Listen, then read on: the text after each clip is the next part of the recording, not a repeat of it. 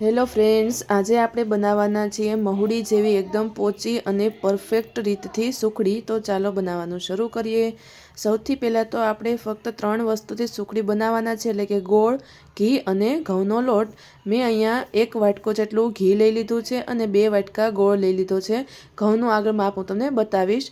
આપણે સૌથી પહેલાં બાઉલને છે તે ગેસ ઉપર મૂકી દેવાનું છે। મેં તો બધી રસોઈ આ ચૂલા ઉપર બનાવી હતી, એટલા માટે ચૂલા ઉપર આ જે બાઉલ છે તેને મૂકી દીધું। ત્યારબાદ તેની અંદર ઘી અને ગોળ બે નાખી દેવાનો છે। ધીમા તાપે આપણે મીડિયમ તાપ ઉપર છે તે ચડવા દેવાનું છે।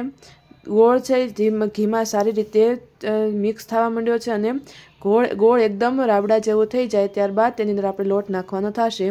તમે જોઈ શકો છો ઘી તો સારી રીતે ઓગળી ગયું છે અને ગોળ પણ ધીમે ધીમે તેની અંદર હવે ઓગળવા લાગ્યો છે।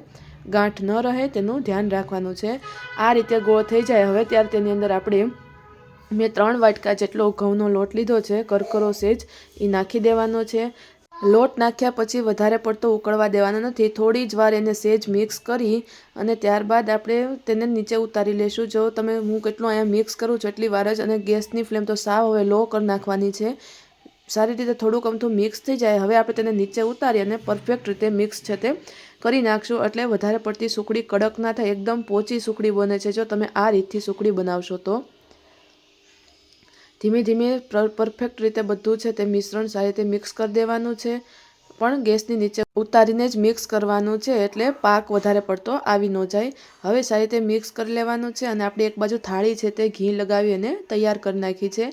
આજે પરફેક્ટ રીતે મિક્સ થઈ જશે એટલે આપણે આજે ઘઉંના લોટનું આપણે બનાવેલું છે તે થાળીની અંદર નાખી દેવાનું છે।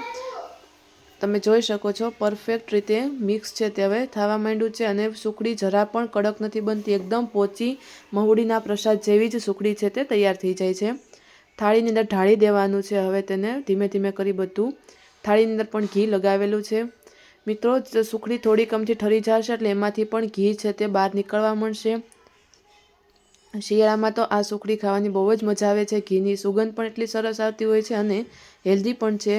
જો તમે કાજુ બદામ અથવા તો ગુંદ નાખવા ઈચ્છતા હોય તો આ સમય એટલે કે આપણે થાળીમાં ઢાળ્યા પહેલાંના સમયે તેની અંદર કાજુ બદામ અને ઘી છે તે ઘીમાં તળેલા હોય તે નાખી દેવાના છે। મેં તો અહીંયા કંઈ નાખ્યું નથી એટલે ડાયરેક્ટ તેને ઢાળી દીધું છે।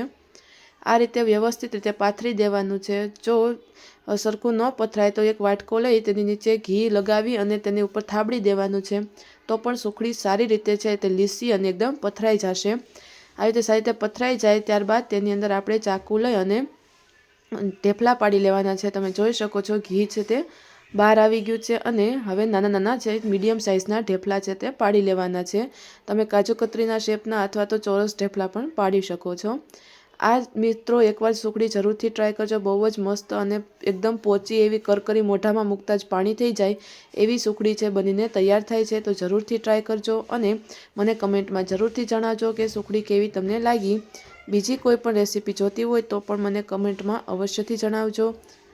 તમે જોઈ શકો છો હવે આપણા ઢેફલા